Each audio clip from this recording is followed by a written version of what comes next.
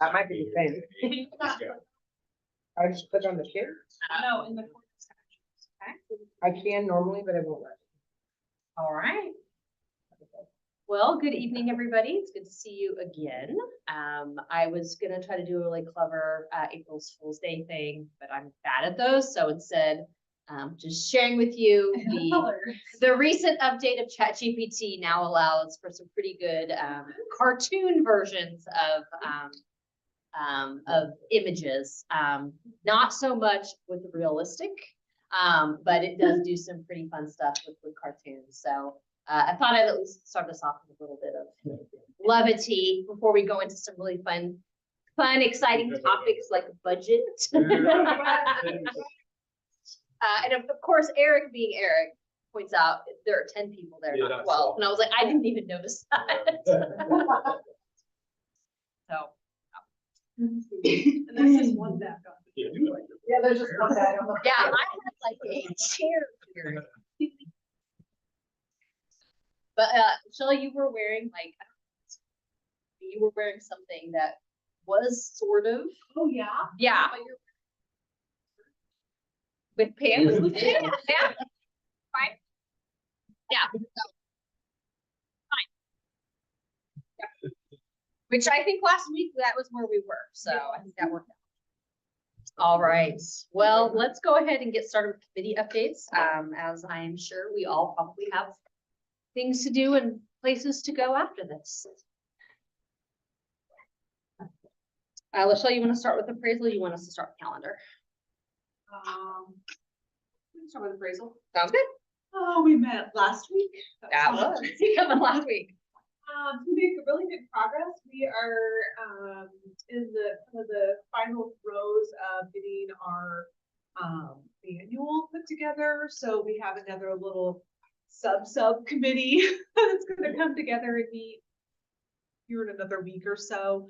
So we felt like there were a couple of pieces of the handbook that we really needed to maybe spend some more time and like beef up. And so rather than trying to do that with the larger group, we're going to get a little smaller group of us together. So our plan then will be our next meeting, I think is April 24th, if I remember correctly. And so the hope would be at that meeting, Thursday, April 24th. The hope would be at that meeting that we would be in a pretty good place to be able to say, okay, we're ready for this to kind of move forward and to go to professional counsel to take a look at for piloting those 5 buildings like we had talked about. So there are a couple of the specialized rubric little subcommittees that wanted to do a little more work on their rubrics as well. I think it's been helpful for some of them to see some of the other rubrics because we had one that was group that was like, oh wow, we have way too many, indicators and things. We really need to work on that. So that's good. And again, the beauty of doing the pilot is that we can continue to make those kind of adjustments too if we get into it and find that we're off base in anything or there's any part of the process that's not working for us. So. And I know we talked about this last time, but just to remind people, it would be 2 elementary, 2 middle, and 1 high. You got it. For the pilot. Okay. Yep. Any questions on appraisal?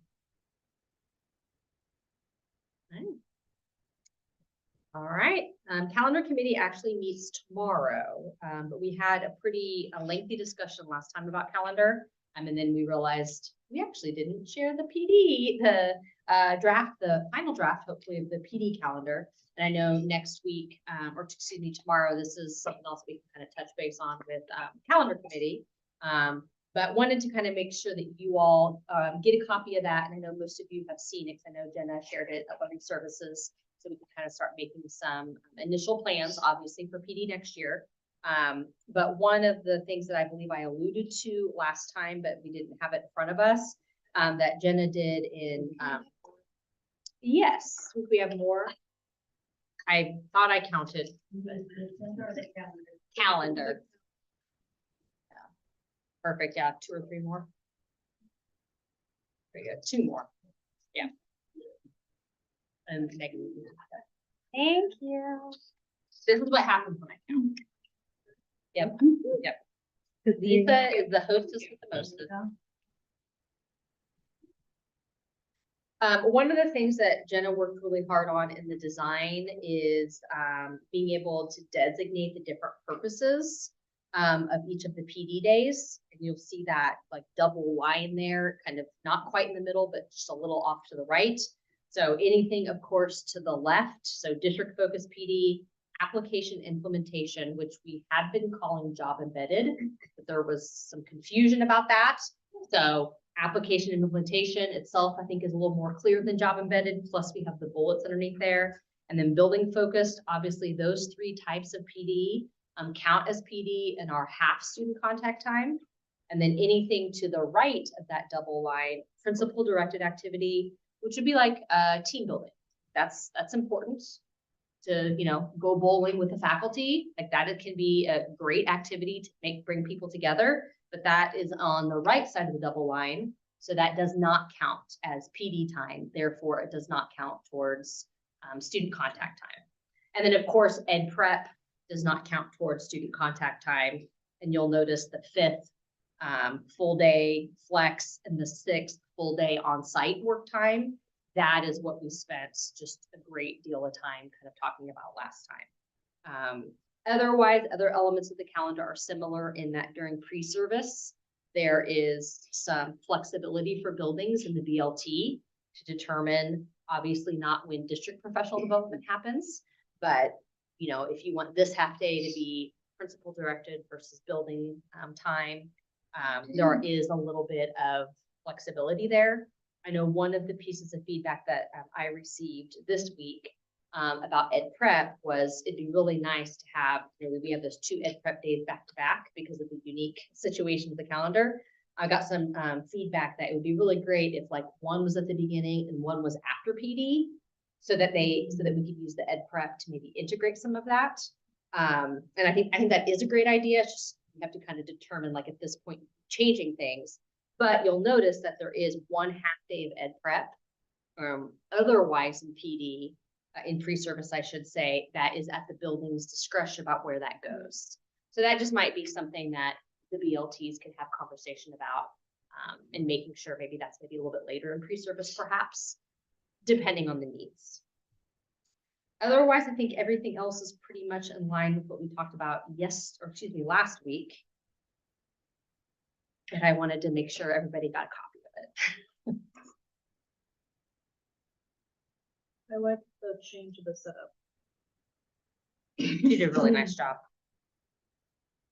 I think it'll be slightly different for people to wrap their minds around just because it looks different than what we've all been accustomed to.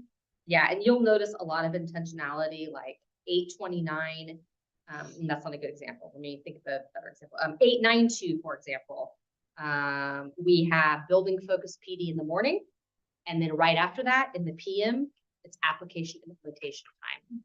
So there was a lot of intentionality of trying to pair new learning with application implementation time based on that feedback that we received at the district dialogues.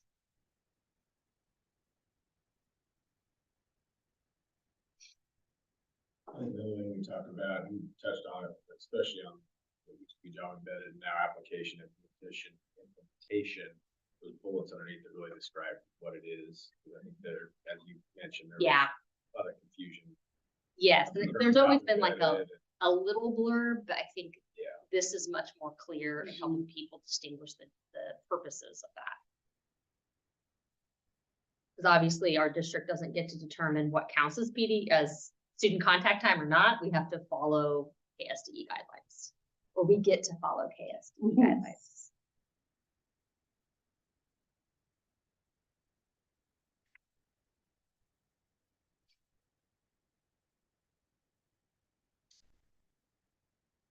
Anything else on calendar?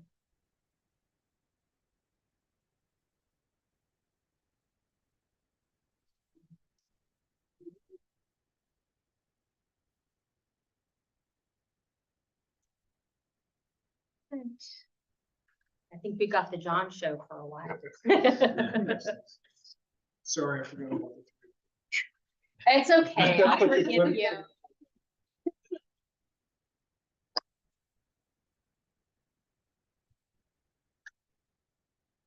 In full transparency, I couldn't find where we've done this. So I created my own report. If you think of anything else that. It's been a very long time. I remember Dr. Beacon. Some of these things, they've been. I think when we reviewed the bylaws, it's like, oh, what's that? So this is what I thought would be pertinent. First with the VERP, I call it the VERP liability. This is like the payment schedule. How much will we pay out in VERP each year? Last year, we were at $2,341,000. This year, what's scheduled is $2,338,000. And it tends to hover around that $2.3 million, which is interesting because some years you have bigger retirement groups and smaller, but somehow it's been hanging in there. For next year, right now it's at about $2,060,000, but there's still retirees being added. That's why it's down a little bit.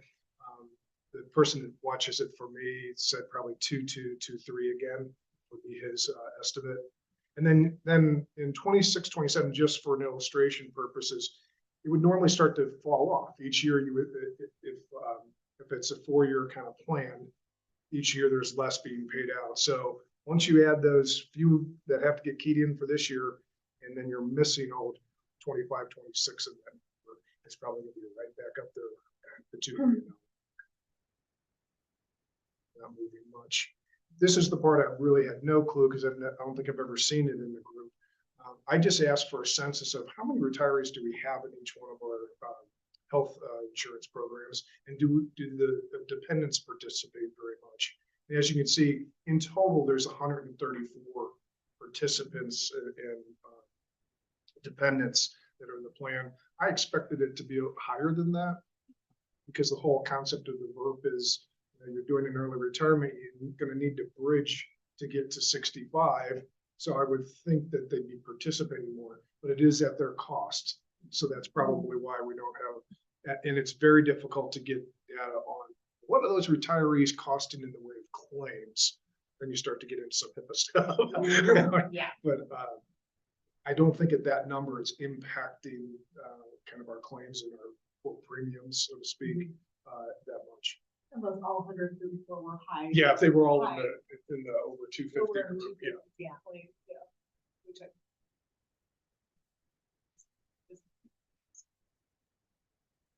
So that is the reinvented VERP and retirement insurance benefit report. So the VERP then, John, just to make sure I'm understanding, because we have 2 retirement plans, correct? So this is just the voluntary Yes. retirement.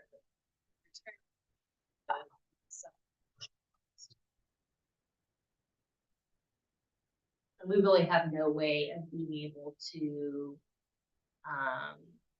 track cost savings with the VERP in terms of like, okay, the person who did the voluntary early retirement, they have this benefit, but the person that replaced them, we don't really have a way to calculate that. It's real messy because we think it'd be real easy because the retirees, sometimes it's this domino of 4 moves because of retirement gets a little hard to track.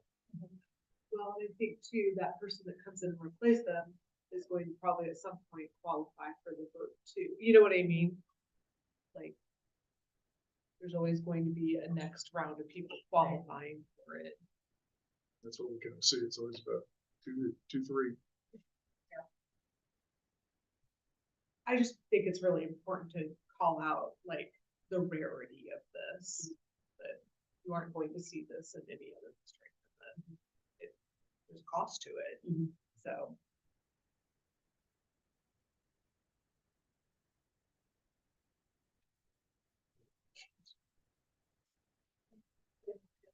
Sure. We love the reimagined format. Reimagined. Yeah.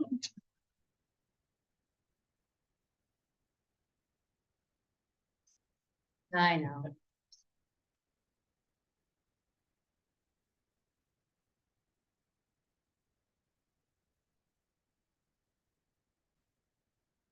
See how clear they are up here. Otherwise, pretty being nameless spin around. I'm not sure. There's a few. I read a few graphs.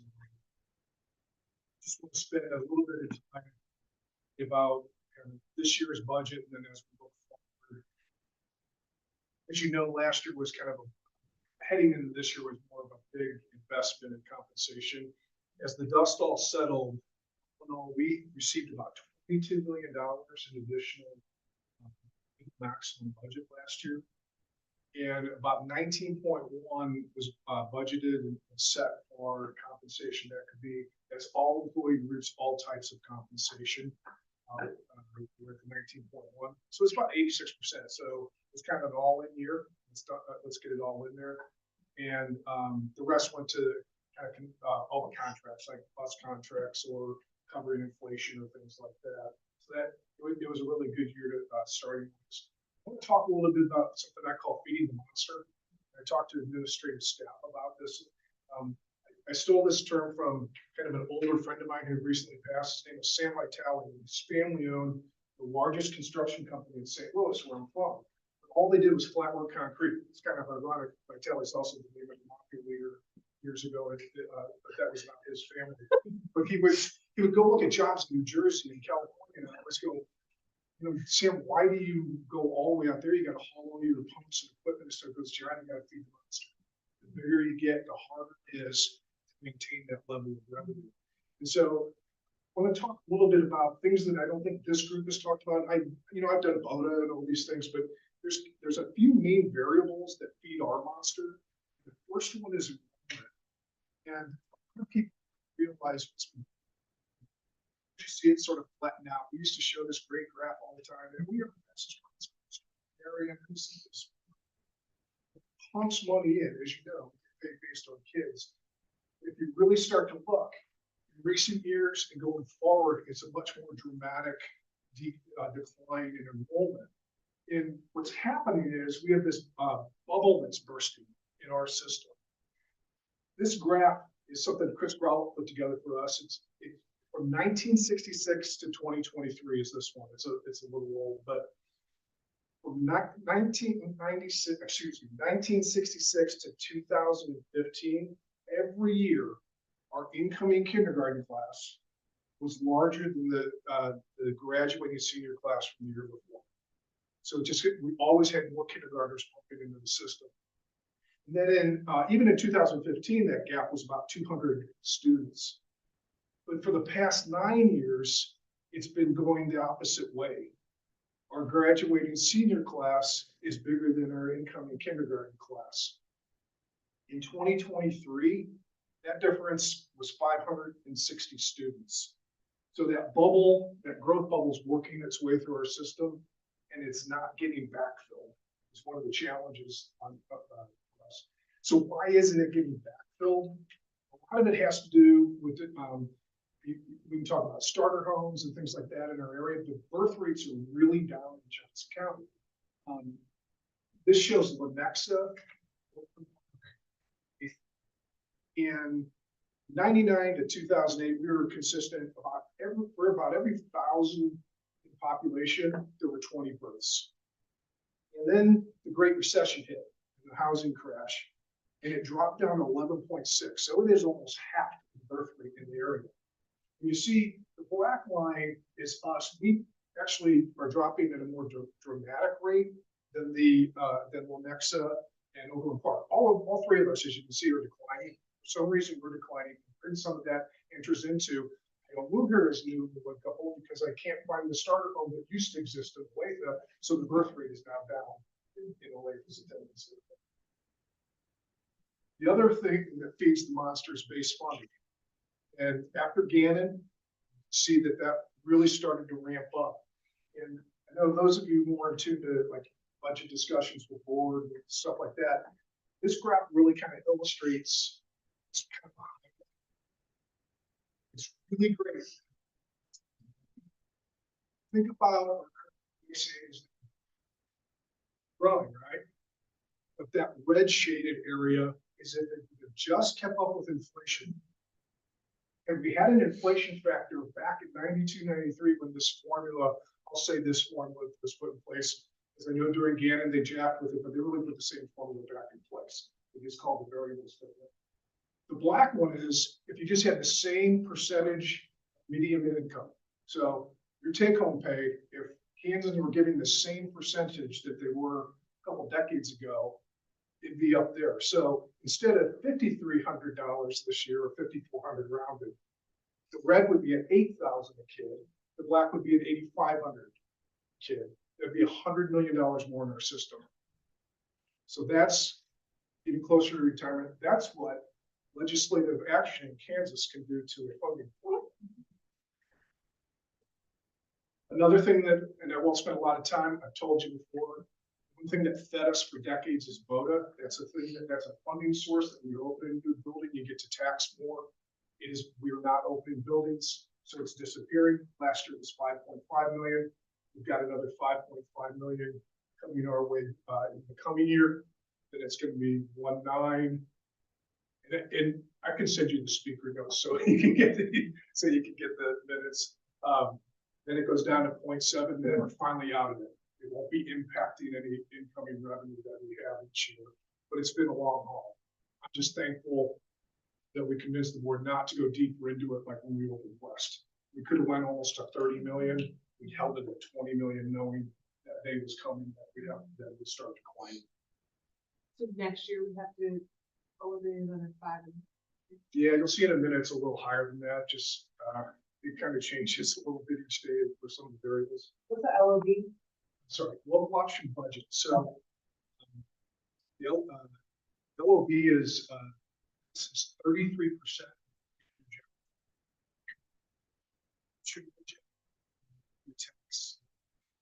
It's equal.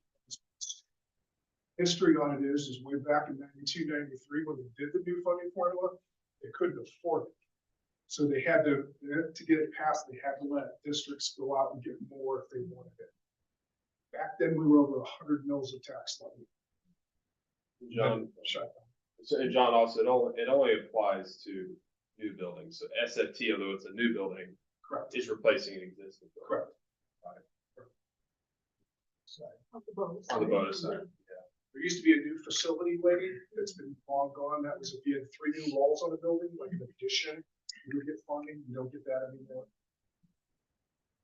But without our growth, it's not hurting us as much. It did for a few years. We were trying to just still expand and get the wet areas back in elementaries and that kind of stuff. But I'll be happy to get this out. The Valley went through this. I think they were done about 8 years ago. They were working this out of their system. Problem is we got too dependent on it. All projections said we should be 50,000 students. We don't have to do one-time costs with this money. Let's just pump it into the system. The other thing that feeds the monster is CPI. That's what drives that base funding.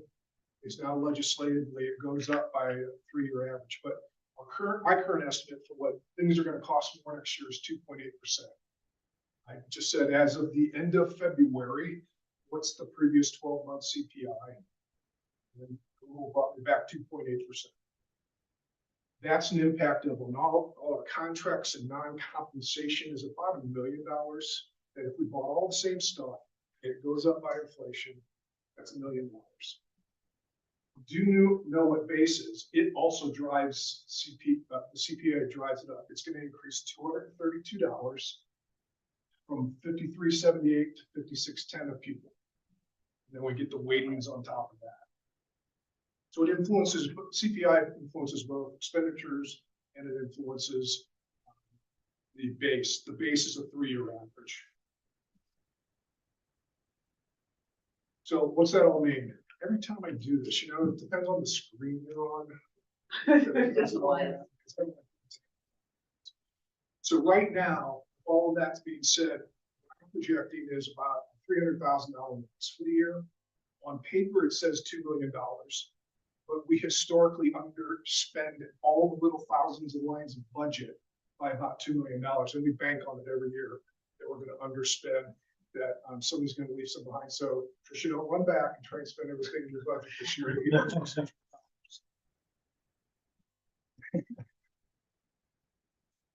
That chart that I had done a little while ago. And is BOTA slides into the funding formula calculation and then you get 33%. That's why if you look at a chart of just but, you're gonna lose more than that. You're gonna lose that LOB. The compensatory with inflation and just contractual obligations for like assisted and DS bus, it'll be about 1.5 million. And then the enrollment decrease, base increase is gonna net us about $7 million additional. It's up 232, but we're down about 500 kids. Now, it's not 500 in 1 year, it was over 2 years, but we used to, this year, we got to point back 2 years, so less decline. Next year, we point back 1 year, so that's a 2-year gap. We get 2 years of declining enrollment hit us financially next year. And then we don't know about health insurance. So before legislators get involved, my starting point for the budget's about $600,000 in the hole. Unfortunately, the legislature didn't like the governor's budget of pumping another $72 million into fully funding special education. They did it at 10 million. And at one point, probably the day before they passed that, it was still at 0. They were trying to pull it out. They didn't want any additional amount. Now, this additional money comes to us differently than the other sped money. It's based on how much are we contributing to our special ed program here locally. That we rise to the top on that table. We transfer a lot to special education. If it all holds the same variables, it's about $1 million. KSDE has not done the run yet, so I don't know if it's going to be that. That's sort of a guess. I plugged it into last year's spreadsheet, but we'll see. So now we've kind of flipped to, $0.4 million or $400,000 positive as we started. So just talking a little bit about the why. Like, why is it so different than last year? It's because we have this lower CPI adjustment to the base. The 3-year average is shrinking. It's not growing as much as it did last year. I literally kind of forgot. Hey, the board did the full authority on COLA. They can't do that again. That pumped a good chunk of money last year. I just mentioned the whole thing with special ed. That 72 million would have been wonderful. And then the decrease over 2 years of about 500 students in our funding. And unfortunately, when we decline, we also lose the weightings on those kids. Not every kid is just 5,378. Some of them are bringing other dollars with them. So unfortunately, the expenditure variables don't change. They either stay flat or go up from my predictions.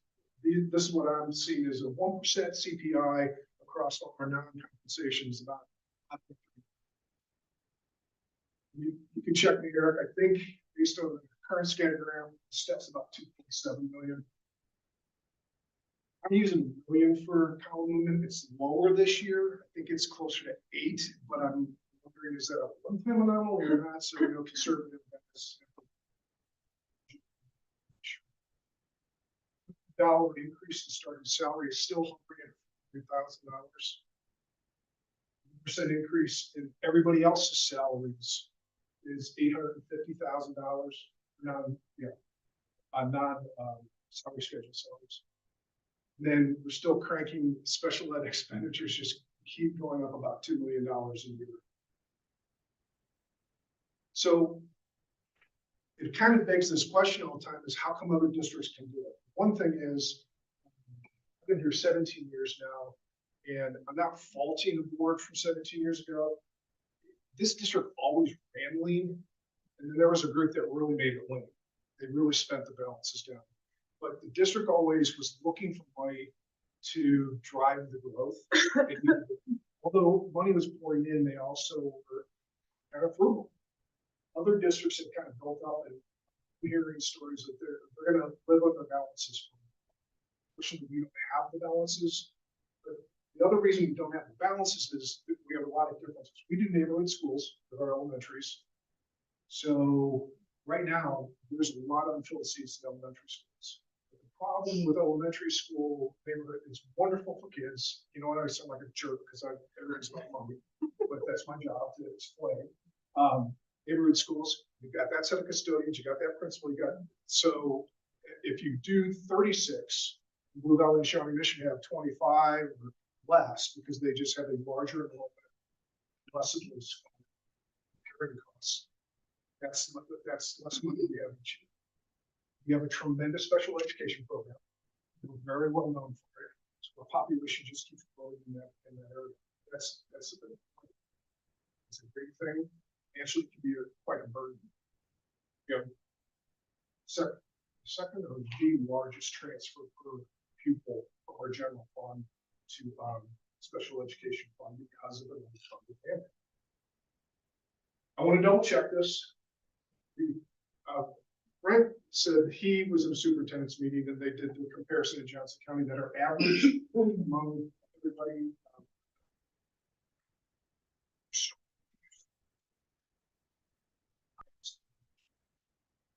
We do have a rich return.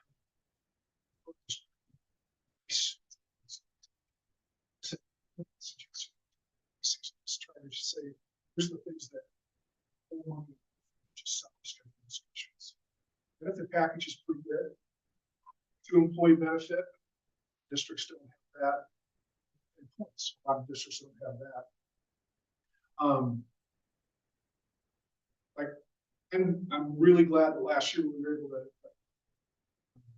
We passed all new money we could last year. It helps with. I'm sure the benefit, you may not see the benefit, but the benefit is your lifetime earnings are better. A greedy financial guy would like to hold that back because I think I was pretty transparent of what was coming this year that we could subsidize this year. Well, it was kind of an all-in. People will be better off for it in the long term because the government puts us in a pretty tough position. What we need to do is I have to look in. Pie didn't get any bigger, so we're going to figure out within the existing budget in order to start talking compensation, health insurance, and salaries and that stuff. So I always be the messenger, but we just don't have any new influx of cash coming. So now we got to find it within and figure out what are we going to do without and what are free dollars.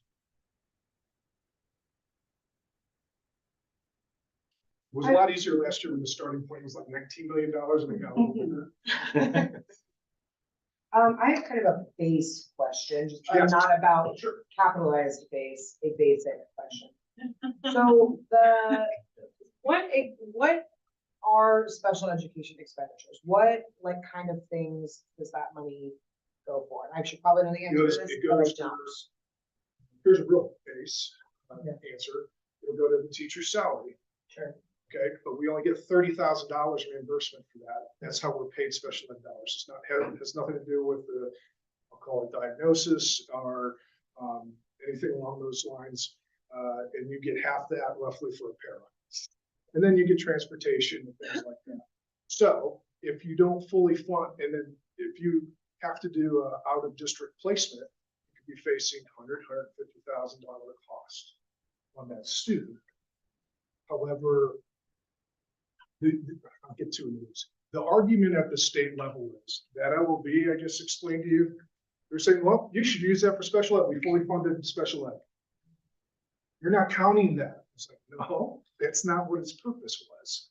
Fully funding special ed is all of our excess cost above a general student is we're supposed to be getting 92% of that. We transfer about $35 million a year to special ed because it doesn't fund itself from the state, who, in fairness, is not getting it from the Fed, who put IDEA in place. I sound like I'm anti-special ed. I'm not. I'm just saying.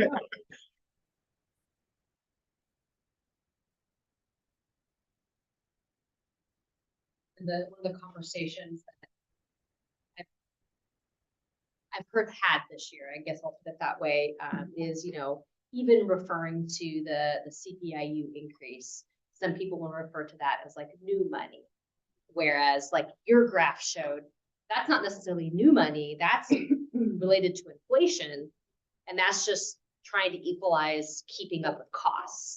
So just the language we use about the funding could be pretty important. In comparing to other districts, right or wrong, when we hit kind of that recession years, we started sliding those custodial salaries to capital and freeing up general fund to keep the salary schedule going. Other districts didn't start that till a couple of years ago. And they have a lot more buying power in the capital, because that is more localized. That's why Shawnee Mission Blue Valley had a lot more being in there, so they could slide more and still buy lots of things like computers, where we rely on bonds, short-term bonds to get computers.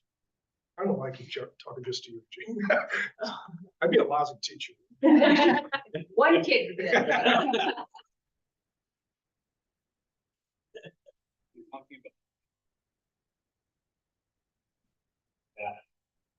Primarily a reflection.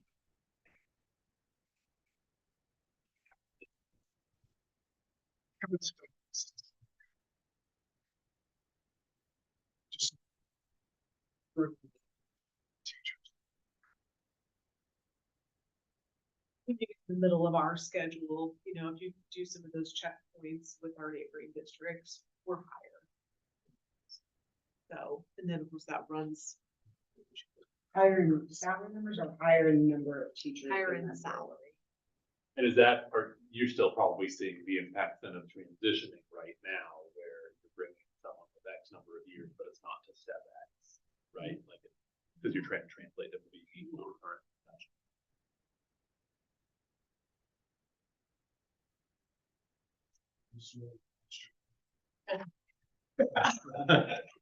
It started.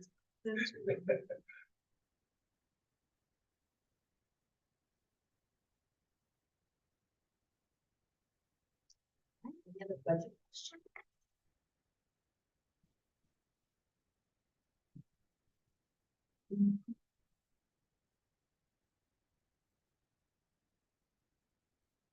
Thank you, John. Yes, thank you. Like I said, I'll. So you get minutes all numbers. Yeah, yeah. Okay, what's some of them and then others?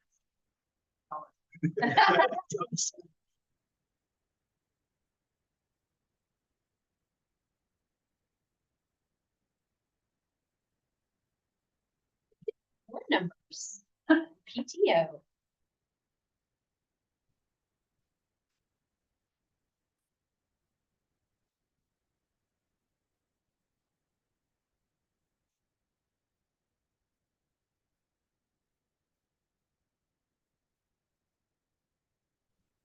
Okay, so I was going to provide or am providing some information on kind of PTO leave and the impact, knowing that was this year. And so one of the first struggles was to figure out how to do a apples to apples comparison. So knowing how reports can be pulled, we used first semester. And I know that's not a huge data set, but it at least gives us, you know, kind of a nice way to compare. And so I'll start first with the first page on just kind of the different types of leave, as you can see from August of 23 to August of 24. And so some of these remain the same. So we still have bereavement leave. So you're going to see that across in both last year's data set and this year's. Accumulated illness, that's new to us this year. So you're only going to see those numbers in the data for this year. And then conversely, sick leave, we don't have that this year. So you're only going to see that in last year's numbers. And then PTO only in this year. And then personal, again, only in last year's. And then when you get to no pay and doc, those are the same thing. They're no pay is how it's titled in Oracle now, and it was titled doc in our previous system. So that's why you'll see that. Vacation, you aren't going to see any figures there. There's a really small group of certified staff who were provided vacation. And none of that changed with our PTO. So we just took those numbers out. All of this is in hours, and I know that makes it a little like hard to wrap your head around in terms of what this means. So if we look at the totals, which I thought is probably the easiest way to say, okay, you know, did we use a ton more leave this year than we did last year? In the first semester of last year, we had, if you take that 115,306.1 hours, that equates to divide that by 8 hours. It's 14,413 days. Whereas this year, we have had 15,528 days that have been taken. So Can you repeat those numbers? Yeah, Michelle? Sorry. 14,413 and 15,528. And I think I had shared some of this previously. Maybe it wasn't this group. I was telling Clint. Clint was looking at me like I had 3 heads. I'm like, well, maybe I was in front of some other group sharing this. We really felt like this was, great data to see, because I always equate this to when you implemented kind of a new behavior plan with a kiddo. You're like, okay, we're gonna see it spike. Like, we need to expect that. And you typically expect that when you roll out any changes to any kind of leave, because people are like, oh gosh, I'm gonna try this and see, kind of what this looks like. So we haven't had an exponentially large increase in the number of leave days that staff have taken. There's some more, but it's not hugely significant. So that's been really good. Just a quick question on the total. That total includes everything above? Yep. Okay. Yes. Yep. Sure does. You can then see in those next sets of data down below, Amber Landis, I'll give her a huge shout out. She's one of our leave specialists, and she compiled all of this for me. And the next set of information there is on the PTO request forms that were submitted for blackout days. And this is where you're going to see a massive difference. So you might recall in our previous system, if you were going to be gone on a blackout day because you had a doctor's appointment or you were sick or whatnot, when you submitted that, you were marking that you were sick. And so there was never a form. So that's why you're going to see 254 forms last year versus 837 this year, because there's no denotion of why you were gone. You're putting in that PTO day. And so in order for us to then know if we should not be taking 2 days from you, we need a form to be completed. And I've got some more information on the back side of this. And then you can see there the Black Day absence hours, which again, we had more blackout absence hours last year than we had this year first semester. So it's a good thing. If you flip to the other side of this, we've had a lot of conversations in our department about, well, initially we were trying to just figure out how to process the blackout day PTO piece. That's been a massive change for us. And so you can see here, Amber has provided some more detail as to what the difference in the processes look like from last year to this year. And so just by obviously looking at the length of these lists, you can see that the process this year is much more entailed and involves a lot more kind of layers of checking. And that is because we have to go through every blackout day absence to determine whether or not somebody should have the 2 days deducted or not. And so if there's not been a form completed, then okay, we need to get the form completed to figure that out. And then there have been some that have put in the notes when they've submitted that absence in Oracle, they've put a note in there that says, had to schedule surgery or whatever the case may be. And so you can obviously, with 837 forms coming at us and even more absences beyond that on those blackout days, we initially were like, okay, if somebody's put a note in there that they were sick on that blackout day, we're just gonna go ahead and process. Because I think our grand vision, not being programmers, was that, well, let's see if we can set up Oracle to identify the blackout dates in the calendar. And then if somebody submits an absence on that day, and it doesn't meet one of our exceptions, and it just can automatically deduct 2 for 1. Well, the system cannot do that because everything is tied to what your FTE is and how many hours you're given. And so one absence can't now suddenly become 8 hours, can't suddenly be doubled into 16 hours in that system. All of that has to be done manually. So, and then you add to that not everyone submits their absences anywhere in the realm of when they're taking the absence sometimes. So we're getting absence submissions for August blackout days now. So she's having to run a weekly report all the time on the blackout days in those weeks to see if there's any new submissions for even blackout dates prior to now. So, we're gonna continue to kind of work with Oracle and programming that to see if there's any little nuances. In fact, we just had a meeting today where we were talking about, even if we could identify those blackout dates and maybe not have, we know the system can't deduct 16 hours instead of 8, but if we could even just have something where there's currently a spot for notes, if we could even just have a checkbox that says, I am actually sick, or I'm taking this for a sick or an illness reason, that would be leaps and bounds more helpful, because Amber is having to go and read every note right now. Because there's no way to know if that note says, I just decided I got a great deal on a cruise, versus, oh gosh, I had to have surgery, that kind of thing. And then you have on top of that, another piece of having to run the weekly reports is because I may have submitted that I was going to be gone on that blackout day, and then, oh, lo and behold, I didn't need to be. And so we've processed it and we've taken the 16 hours, and then they've gone and taken it back. Well, the system's not going to give them back both of those days. It's only going to give them one. So we have to manually go in and give back the other. It's a whole thing.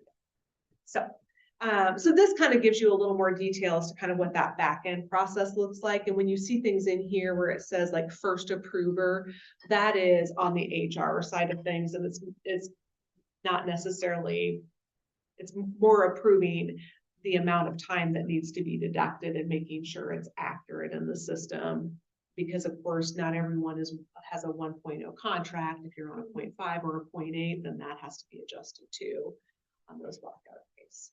So I just thought it was kind of helpful to know, and it might be something as we talk more about circling back to PTO language, if we feel like there's some things that would help on that side of things too.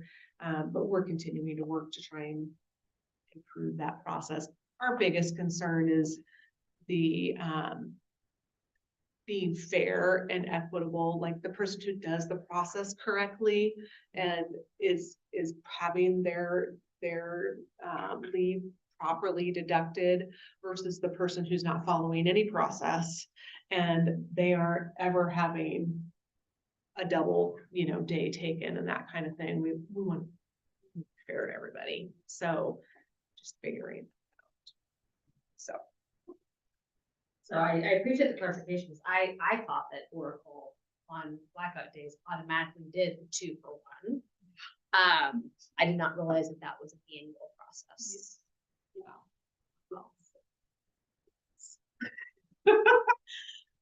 It's been an undertaking. Yeah, and it took us a little bit of time too to figure out, like even within our department, like, we needed a couple of different people to be kind of a checks and balance so that, if somebody missed something, it got caught in the next step of the process. So that's another piece to when you see first approver, second approver, that's a different person in either employee services or HR that we've just put in place to try it. But Amber Landis and Jennifer Wetterstrom do a ton of work on that, along with Shelley Baldwin and some services, and then Tegra Fegley too. So they've done all of the heavy lifting on that. and I mean, it looks like the totals are pretty similar. Do we know if there has been a change in like the number of people taking? Do we have like a smaller group of people taking more leave, or? I don't know that, to be honest. I don't even know if we'll be able to run 2 those. I do know that one of the things that we've had some struggles with also is, individuals taking that more than 3 days, taking 5 days, and again, none of those checks and balances. And so, that's another piece that Amber's constantly kind of like trying to scan and make sure. We have some people, this might be an education piece that we could partner together on. We have some people that are not understanding that just because you're taking Thursday and Friday and then the next Monday, Tuesday and Wednesday, that's consecutive, you know? So, that might be something we can maybe do Okay. some more education.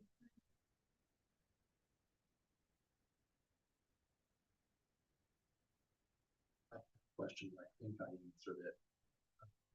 But I think these are really apples to apples because the total FTE from last year to this year is like almost identical. I think it's 1.5 apart out of almost 2,600. So, Yeah. So yeah, when you're looking at these, they're really Yeah, we don't have a 250 fewer right. certified staff or something, yeah.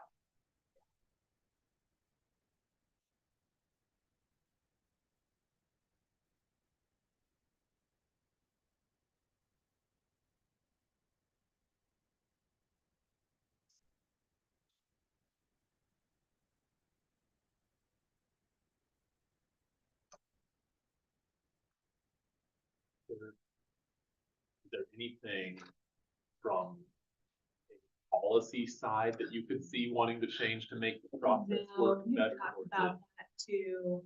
I don't know, I think we probably need to just maybe. We're continuing to have conversations like with Oracle on the programming side of it, so so much of it hinges on that. You know, we had, like I said, we had the discussion of could we denote the blackout days and just have that button for it being a sick reason for those? Cause I know that was something that was a concern, was having to put any reason someone's gone, but that's what creates the volume piece. So I don't know, that might be one thing that for us to maybe talk about, Eric, is there something we can put in terms of policy to at least help with identifying that? Because I also worry about the person that, like, this is not an overnight process, you know, like some people's leave isn't getting properly deducted for potentially a month or two after the fact. And so, that might be something for us to talk about, maybe that side of things. Yeah. And two, I also think we need to factor in that this was, like, not only did we have a whole new PTO leave policy, but we had a whole new system too. So some of it might just be like, hey, the learning curve of that, and we might find next year that people get it now. You know, Amber shared that there are some buildings where the building secretary is still doing the leave process, which I'll just tell you gives me anxiety, but that's everybody, you know, I just, anyway, I worry about someone else having any kind of say over someone's leave. But anyway, Amber's like, that's not necessarily the answer, because she's like, that's, you know, the secretary, whomever's doing that, doesn't always know that, oh, wait, gosh, that was a blackout day. They needed to do this. So I had asked that too, like, do you think that having that is helpful? And she was like, no, it's the same cross. So I don't know, we can kind of talk some more if we feel like there's something in policy that would help too, though. Maybe there's something we want to just give another year on. I mean, I think we definitely have a lot of education. I mean, we did a leave training about a month ago, maybe. And even the questions on policies that have been in place for years, were new to people. And we have such a robust policy in leave. I just think we're gonna have to continue to work to make sure people understand it. Yeah. Because there are lots of options. Yeah. Doesn't mean that there is a perfect option for everybody every moment. Right.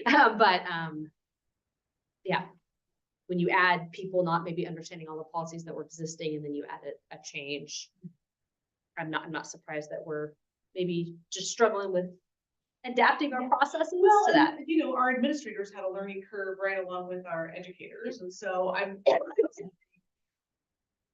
administrators now have a better understanding too, can be better and guidance to, and also having maybe a little more of those, like, just snippets of things in a staff meeting or, in conversations even, like, oh, remember, you need to, you're gonna take that day to fill this out and that kind of thing, so.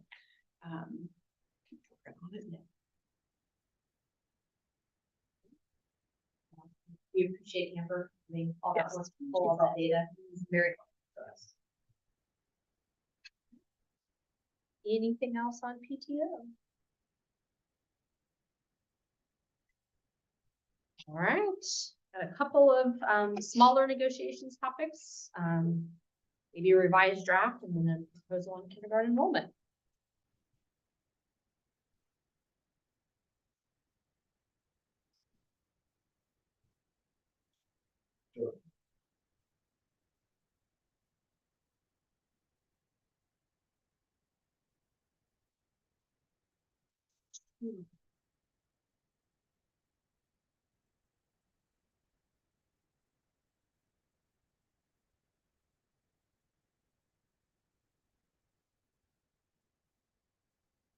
Okay, so this first one was the drug-free schools policy we discussed last week. And I think we made one change to it, which I think was here on the second. Hey, oh yeah, I print off copies. Yeah. That's why I also couldn't be a teacher. Come on, Here. Yeah, thank you. So I'll let Michelle get those around everyone fast. So I'll pause.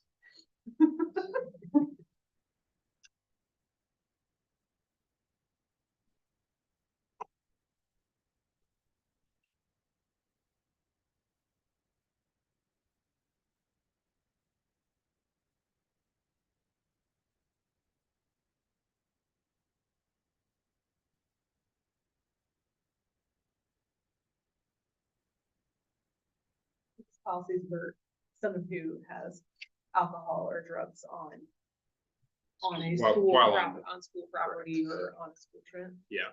Right. Yeah. So while on duty.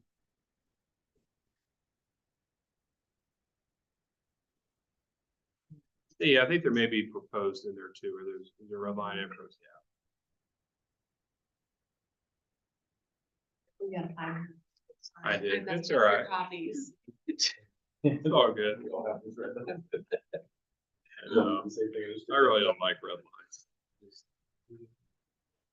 Okay. lines. Yeah, probably some extra. There's probably quite a few proposed in there.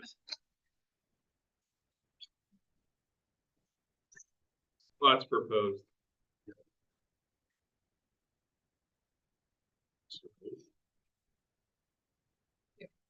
We're all officially confused. Oh, no, it's. I say,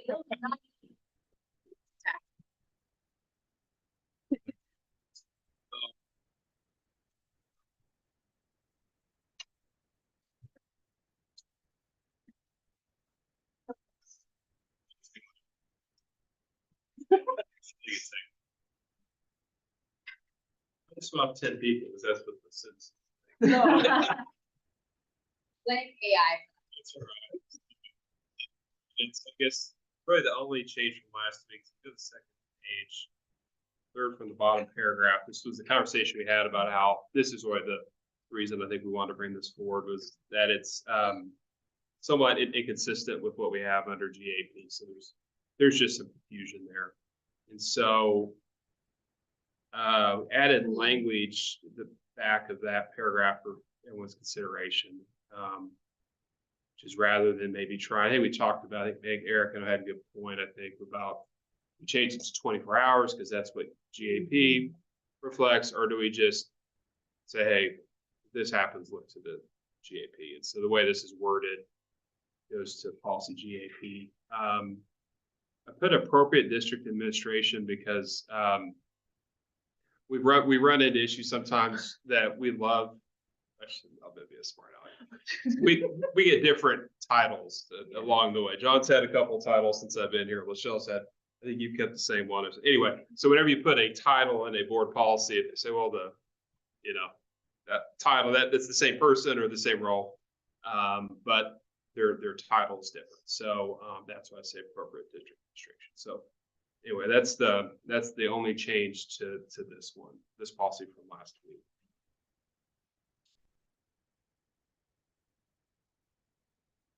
That's a lot cleaner. Yeah, I think so. It reads a lot. So referring, I like the idea of referring to the other policies, that we have policies that refer to each other rather than having all the duplicate. I know one of the things we talked about last time was that policy, if I remember, said 24 hours. So one thing I think I would just like some clarity on is, I think I brought up last time that 24 hours. So if they're convicted on a Friday, does that mean they need to make that notification by the end of the day, Saturday? 24 hours, or do we mean next business day? Yeah, I think it means any business day. Thinking about many times, like in legal documents and the like, or court filings, you talk about business days, depends on the time frame. But I've always interpreted that as business days. Although we're always on call on the weekends, sometimes we're not always, available to do work necessarily on the weekends, so. But I also think, Chris, I'm just playing devil's Mhm. advocate here. Yeah. Like if somebody is arrested on a Friday Right. and at 9 o'clock at night, then that would mean they wouldn't have to tell us till Monday at 9 o'clock at night, which means they may have been in school all day. Yeah, and I think it kind of gets into legally, they're right, they meet their duty to report it by 8:59 PM on Monday. I think that's a tough conversation to have with a supervisor that, oh, you've sat here all day and you didn't bother to tell me. And, you waited till 3:59. I mean, it kind of gets it. You're right. Kind of the thrust of it is just to make sure folks report it and they do it timely. I think what we want to avoid is people having something happen and waiting a week, or really there's all a part of it is maybe it happens and our district just doesn't know, and maybe it hits Facebook or hits. Right. Well, if it happens, it was a Wednesday. Yeah. They get arrested. They Yeah. Thursday night. It was on Thursday. Yeah. That's So, the weekend coming into play. It's true. Yeah. It's true. And I know that hypotheticals, that's a dangerous dance, but, sometimes You're right. just It's a having good clarity. point. I think kind of the thrust of it is to try to have timely notice so that way both parties can prepare for it. So. And what policy GAP just says 24 hours. It doesn't say anything about business day. It doesn't. And again, that's of the arrest, conviction, arrest, charge, and conviction. Yeah. Many times the arrest and the charge are the same.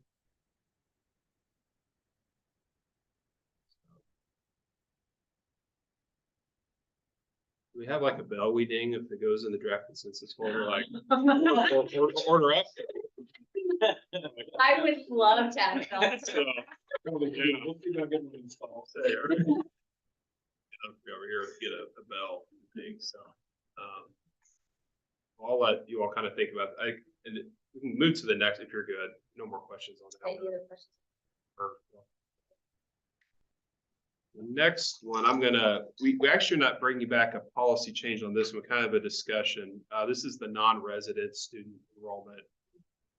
So each of us are four, we're trying to track down the question. And again, remember, we were kind of I should just pull it up. I didn't bother to print it off this time. We pulled up some stuff, elaborate without you all remembering.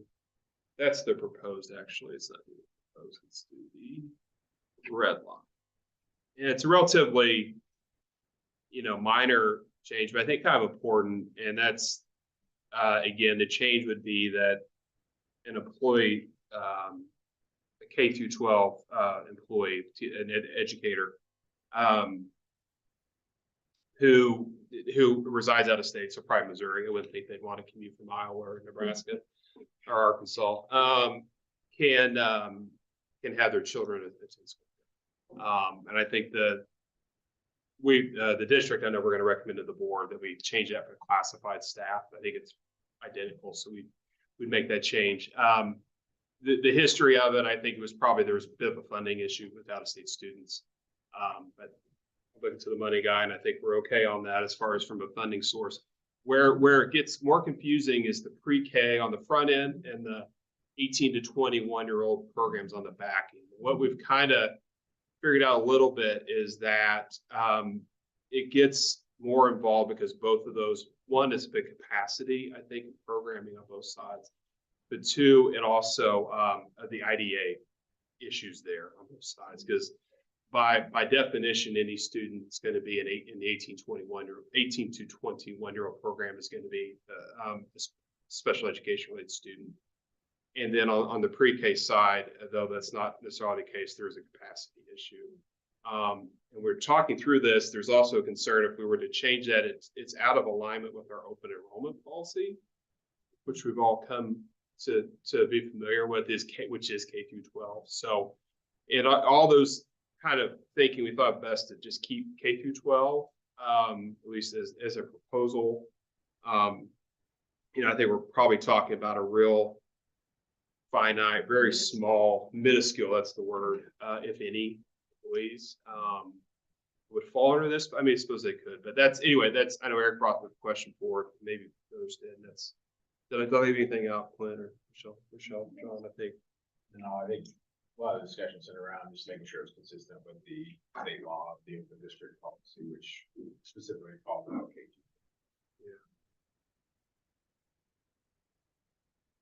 Yeah, then the rest of the policy, again, we took out this paragraph again has no relevance about. Yeah, it's a Kansas resident. So it's the same as the. It is. It would be the same as the last, so I didn't bother killing a tree. Anyway. And I think probably just to use our time here more efficiently, we were gonna meet anyways after today, planning and whatnot. We can maybe touch base about this and whether it's fitting in the draft consensus or whatever. That gives me time to buy that. So I can get that out last week. I am holding these. I just run over to. Get that AI to create that bill for us. Yeah.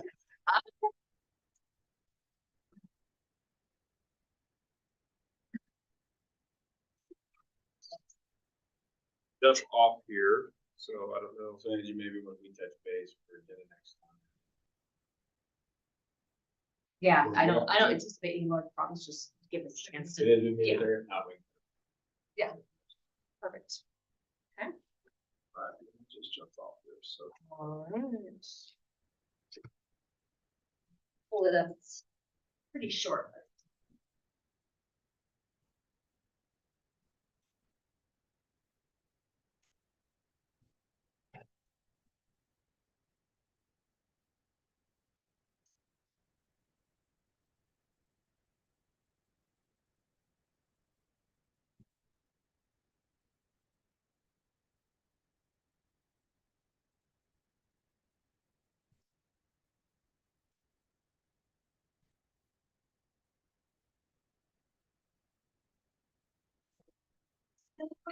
To what we did last time is I just pulled the portion of and this would be the elementary scheduling document.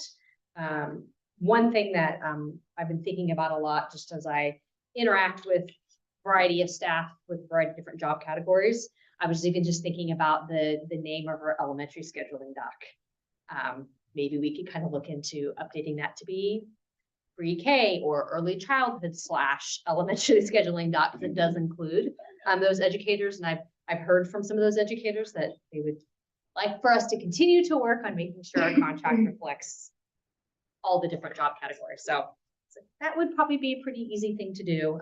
So we may kind of talk about that at some point. But today I really want to focus on kindergarten enrollment. What we were trying to do with the proposed language that you see in red is have some language that reflects just codifying what our current practice is, and making sure that there's a reflection of that in the contract. So early childhood educators and kindergarten educators may have an alternate schedule impacting their professional day, one day each spring to accommodate kindergarten enrollment. This alternate schedule should not exceed, of course, the length of a traditional contract day, to give that flexibility on that day to meet a schedule that works for our families.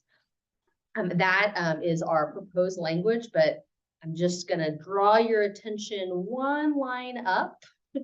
300 minutes of plan time is scheduled over a typical 5-day student contact week for early childhood educators. Just kind of looking at that language, they don't have 5-day week with student contact because they don't have school on Fridays with students. So I'm just kind of like tagging that as language that at some point we may want just kind of talk about. I think probably what we did when we were updating the 300 minutes of plan time, we were doing a control F to make sure that, and so I don't have, I'm meeting with Kim Hawkins just so I could, to make sure I understand. Yeah. Again, not looking necessarily to change anything at this Yeah. time, just to make sure that our contract reflects what is happening. And that language is just sticking in my brain is that's probably not making sense for them right now. So don't have anything on this point. I just wanted to give you all a heads up that that may be some language that we look to adjust.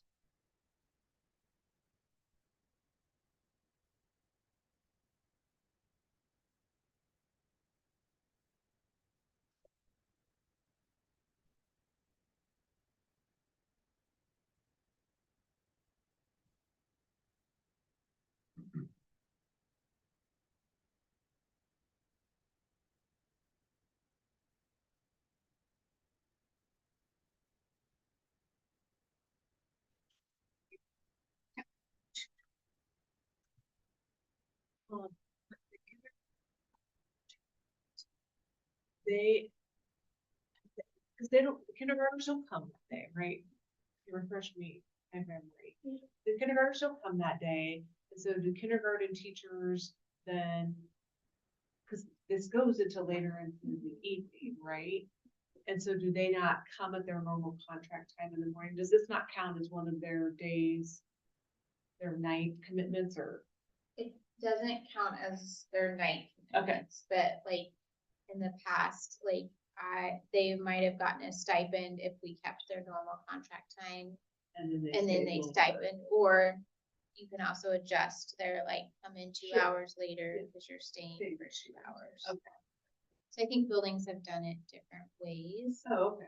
So kind of the flexibility of coming later, and preparing for that or. I feel like the last couple years they've come in a little later so they could stay for that time. Heard the same. Yeah, I Yes. think we've heard some variation, but I Okay. think my understanding is more recently it's been they come in later, Yeah. they stay later. And we just want to have a mechanism for that to Sure. happen in the contract. I think because over the past few years, we've kind of adopted the way that everyone does it the same. Whereas I think before in the past, when maybe we had those buildings doing different things, we didn't have the cohesiveness building wide, but now all 36 do it the same night, the same time, the same process. Enrollment process. Yeah, so I think that has helped is that all the buildings do the same thing. So I think that's helpful.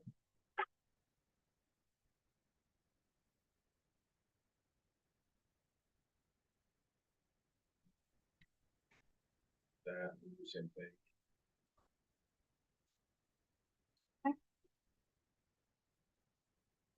Yeah, no, that works out.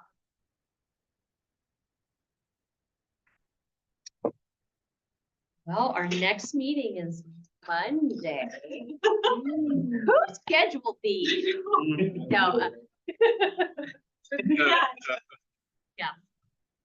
It is not a lot of time. no, it is not a lot of time. I know, we're working on planning tonight to have some things to bring, so have an agenda before Monday, hopefully.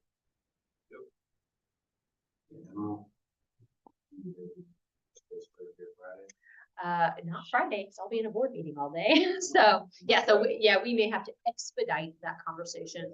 But yeah, I've got some flexibility tomorrow. I'll reach out. Okay. Yep. And then we need to review the minutes, right? And like- Oh, yeah. Yes. Yep.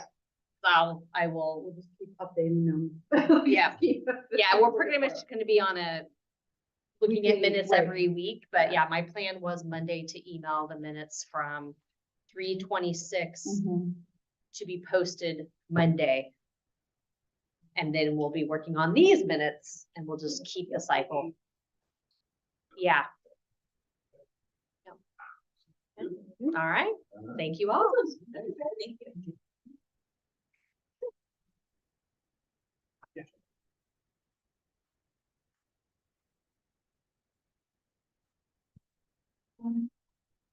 Yeah. Cause